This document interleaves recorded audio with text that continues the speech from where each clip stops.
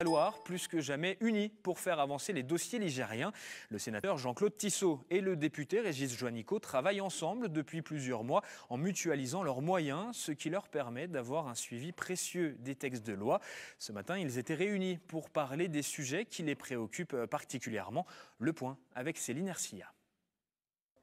Un mandat pour 2 parlementaires. C'est un peu comme cela que Jean-Claude Tissot et Régis Juanico voient leur travail. Depuis plusieurs mois, ils agissent en tandem pour mieux cibler et agir sur les dossiers ligériens.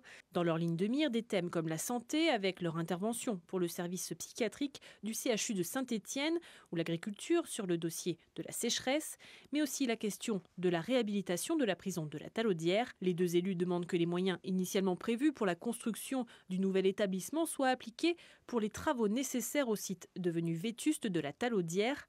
Autre sujet qui les inquiète, l'A45 ou plutôt les alternatives à l'A45. Tous 2 participent aux 4 groupes de réflexion pour trouver des solutions. Des réunions où ils déplorent l'absence de certains élus ligériens.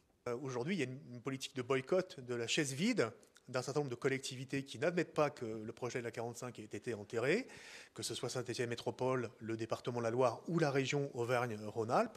Or, aujourd'hui, cette politique de la chaise vide, elle est préjudiciable pour les intérêts des Ligériens et pour la Loire, puisque pendant ce temps-là, des décisions importantes sont prises. Donc je n'imagine pas qu'aujourd'hui, les décideurs de la Loire ne soient pas présents à ces réunions. Les 2 parlementaires prennent également part au grand débat national. Ils travaillent activement pour la mise en place d'un référendum d'initiative populaire pour le rétablissement de l'ISF. Objectif, donner plus de sens à ce débat. Le gouvernement, le président de la République, ne peut pas se contenter de vœux pieux. Aujourd'hui, on cherche de l'argent. La possibilité qu'on avait, dans le cadre de la loi de finances, c'était de rétablir l'ISF pour récupérer 4,5 milliards. Donc c'était pas rien. Donc on ne peut pas faire dans un même temps organiser le grand débat, dire on vous écoute, on vous entend, parce qu'il faut juste savoir quand même que le rétablissement de l'ISF était demandé à travers un sondage. On avait eu des chiffres, 70% de la population française était favorable au rétablissement de l'ISF. Donc voilà, c'est ce qu'on essaye de démontrer, nous, à travers, avec les armes dont on dispose, c'est-à-dire le référendum. Mais concrétiser ce référendum n'est pas évident. Il ne pourra être enclenché qu'avec la signature de 185 parlementaires, puis 4 700 000 citoyens.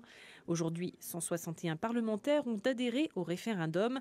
Les élus ont jusqu'à cet été pour récolter les signatures manquantes.